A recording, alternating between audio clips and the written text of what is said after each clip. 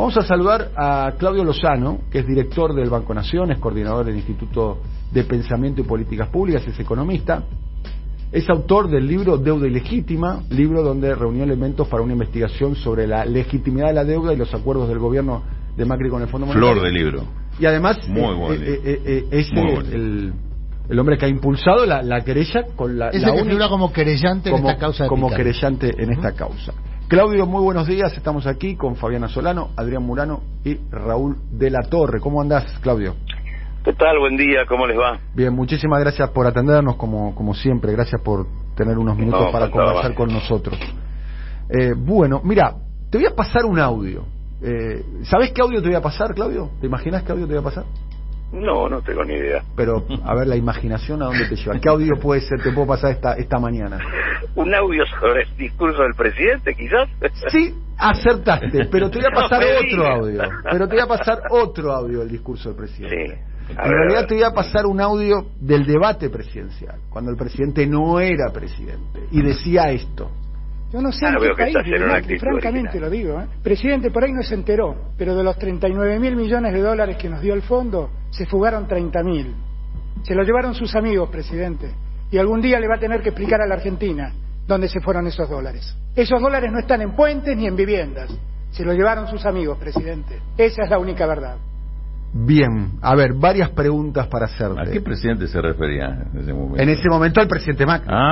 Mira. En ese momento al presidente Macri, porque él era candidato y el presidente Macri iba por la reelección. Estamos hablando del debate presidencial. El debate presidencial. El debate presidencial. Nosotros en este programa, Claudio, hemos pasado esto durante todo este tiempo infinidad de veces. Infinidad de veces. De hecho, incalculable cantidad de veces recordándole al presidente esta promesa electoral. Y la pregunta para vos es, ¿a qué atribuís de alguna manera, si se quiere, este cambio? ¿Es un cambio táctico, un cambio estratégico?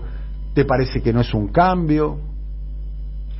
Mira, lo primero que creo es que el gobierno o que el presidente planteó este tema en las sesiones ordinarias del año anterior. Recordemos que planteó allí y le encomendó al Banco Central el tema de investigar lo que había ocurrido con la deuda.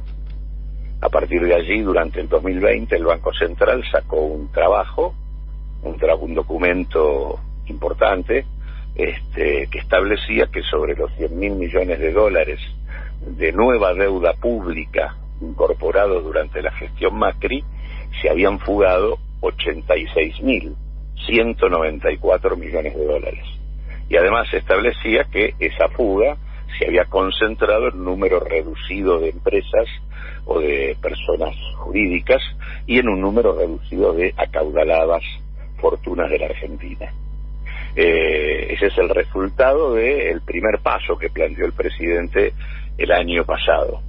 Me parece que lo que hay acá es un segundo paso, que es decir, el Banco Central, con la documentación que recabó, debe enviarle esta documentación a la Oficina Anticorrupción y a la Sindicatura General de la Nación para efectivamente comprobar la existencia de delito y el daño producido al Estado argentino, y sobre esa base que el Estado argentino inicie contra los funcionarios que intervinieron digamos, una querella criminal. Me parece que esos son los pasos.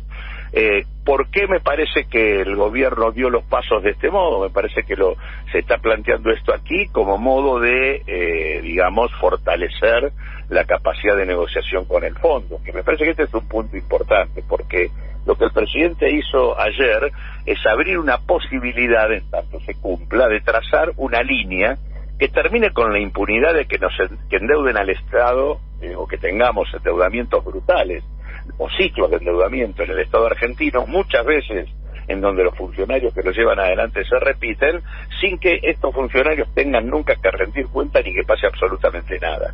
En este sentido, si esto que se hizo avanza, es un avance en términos de terminar con cierta impunidad que han tenido funcionarios gubernamentales, que no me parece mal. Ahora, el tema también es que esto debería ser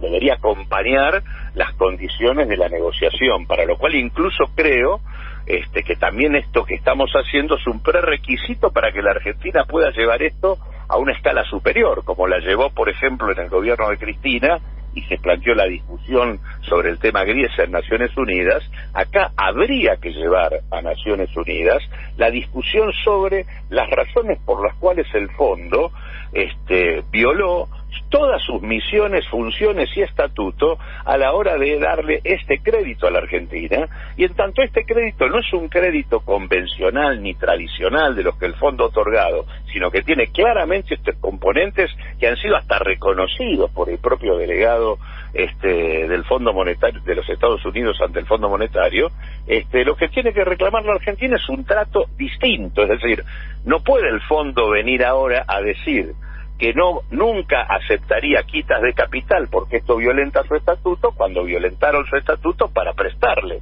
a la Argentina.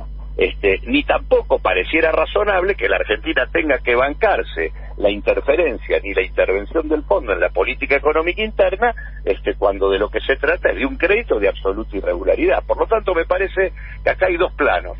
El avance del presidente pone en discusión el tema de la impunidad en la Argentina y de los funcionarios que han sido responsables de los ciclos de endeudamiento. Dos, esto tiene que ir de la mano de que esto tenga impacto concreto en el tema de la negociación, y creo que esto se plantea hoy, me da la sensación, en función de que es el contexto de la negociación del fondo. Lejos de lo que dicen algunos, esos algunos en general son aquellos que lo que pretenden es que uno haga todo lo que el fondo dice, por lo tanto que cierre el acuerdo que el fondo le pida, y dicen que esto en realidad entorpece la negociación del ministro de Economía. Esto fortalece, si se pretende fortalecer, fortalece la capacidad de negociación con el fondo, y vuelvo a insistir, deberíamos avanzar judicialmente en el país para escalar y llevar esto a una discusión en el plano regional e internacional. Y digo, Naciones Unidas como mandante del fondo es la sede lógica donde radicar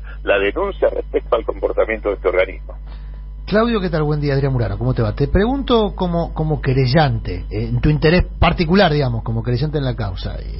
Primero, el anuncio de ayer del presidente implica que el Poder Ejecutivo o el Gobierno se va a incorporar a tu causa, si tenés noticias de eso, si esa es la estrategia. Y por otro lado, ¿es suficiente con investigar a los responsables políticos del endeudamiento, o también hay que avanzar con los beneficiarios privados, para ser concretos, quienes disfrutan de la guita que los argentinos vamos a tener que pagar en la deuda?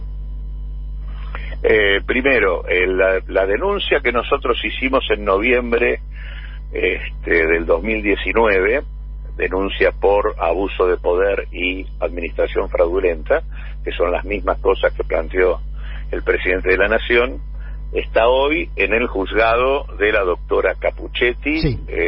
Tiene impulso del fiscal Picardi. Tiene el impulso del fiscal Picardi, y eso está allí, digamos, ¿no? Con las limitaciones y las lentitudes propias de la justicia argentina.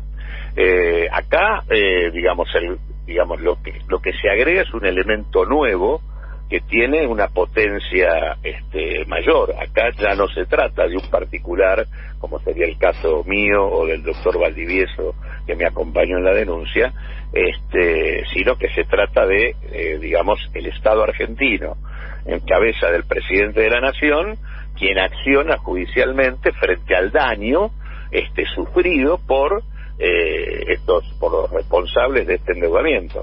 Esto tiene otro componente que agrega elementos y que incorpora no solo el tema de las sanciones penales, que es lo que en todo caso está de alguna manera vinculado con lo que puede ser la denuncia de un particular, sino que incorpora la posibilidad de sanciones en donde los responsables tengan que responder con su patrimonio. Esto por un lado. Sí. Yo supongo que es muy probable que si la denuncia, si avanza la denuncia presidencial, es probable que las cuestiones se unifiquen en términos de causa, básicamente porque se trata de, digamos, es la misma acusación, que en todo caso plantea la denuncia penal nuestra como la que haría, digamos, el gobierno nacional. Claro, Claudio, respecto al otro punto, sí creo que es incompleto dejar la investigación exclusivamente en los responsables.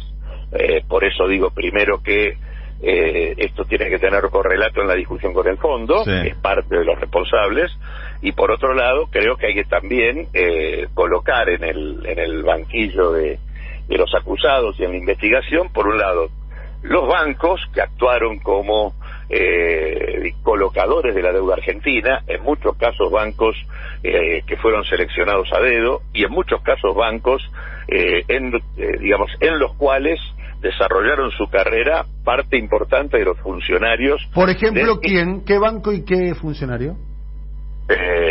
Mira, el Banco de Boston, y no me acuerdo quién era el segundo de Caputo, claramente. El HSBC tenía pues tres. También el HSBC. El segundo de Caputo, te referís a Gustavo Cañonero. Claro. Exactamente. Pero por eso, tanto el Boston, el HSBC, varios, sí. Tienen que ver con el currículum vitae de varios de los funcionarios o del Banco Central o de la Secretaría de Financiamiento del Ministerio de Economía. Por otro lado, lo que tenemos es la otra columna, que es los que se llevaron guita, los que sacaron guita. O sea, está quienes colocaron, los funcionarios que intervinieron y quienes fugaron divisas. Todas estas cosas son las que hay que evaluar y ver las relaciones existentes para ir a fondo en la investigación, involucrando funcionarios que tienen un tipo de responsabilidad por ser funcionarios públicos y actores económicos que, en todo caso, en función de su propio beneficio, llevaron adelante determinado tipo de práctica, ¿no? Te quería preguntar, Claudio, por el escenario político que se viene con respecto a esta disputa con el Fondo Monetario Internacional, porque obviamente se va a jugar fuerte con este tema, y ¿cuál imaginás o cuál recomendarías vos que fuera el planteo político, por ejemplo, en el Congreso, públicamente, de explicación de este tema? Porque obviamente del otro lado sabemos quiénes van a salir a defender y cuáles van a ser los argumentos con los cuales se va a atacar esta forma de caerse del mundo, ¿no? Que van a decir más o menos que es enfrentarse al Fondo Monetario Internacional. ¿Considerás que ahí hay un aspecto importante en cuanto a explicar políticamente de qué viene todo esto y qué es lo que está en juego? Sí, yo creo que el tema de hacer docencia, y pedagogía, planteando públicamente todo lo que tiene que ver con nuestro endeudamiento, me parece que es clave. Y en este sentido, el tema del origen espurio y la ilegitimidad del endeudamiento, y además, en particular, la irregularidad del crédito vinculado al fondo, me parece que son cuestiones esenciales. El tema, incluso el señalamiento respecto a que la Argentina, que durante la etapa de Macri fue un país que claramente se encontraba en situación de fuga de capitales y por lo tanto el fondo nunca podría haberle prestado, lo interesante a observar es que el periodo previo al momento de la intervención del fondo en la Argentina, hay fuga de capitales, pero cuando aparece el fondo, la fuga no solo que no se controla, sino que se acelera, se hace mayor. Pasamos de una fuga de 1.400 millones de dólares mensuales en el periodo previo a la intervención del fondo a una fuga de 2.500 millones de dólares mensuales después del acuerdo con el fondo. Por lo tanto, yo creo que hacer docencia es correcto. Están diciendo pavadas tales como que en realidad, ellos usaron la deuda para pagar, y la verdad que cuando uno se fija, el fondo, el ingreso del capital del fondo entre junio del 2018 y julio del 2019 es de 44.900 millones de dólares, y en ese periodo se fugaron 36.000 millones de dólares. Y en realidad solo se pagaron 22.000 millones de dólares. Con lo cual, si se fugaron 36 y se pagaron 22, quiere decir que la Argentina tenía dólares para haber cancelado sus vencimientos sin haber tomado el crédito. Claudio, te agradezco. Sí. Y lo que quiero decir con esto es que ir a fondo en este tema es clave. Ahora, me parece que lo central a lo que debe apuntar el gobierno, porque de eso depende la perspectiva futura y además de eso depende que se pueda ganar también judicialmente, es escalar la denuncia, colocar al fondo en la discusión internacional, debe ser parte de la discusión internacional de la Argentina para conseguir condiciones distintas en la negociación. Sirve poner un límite a la impunidad, pero lo que necesitamos es negociar de otra manera para ganar condiciones que hagan posible el desarrollo.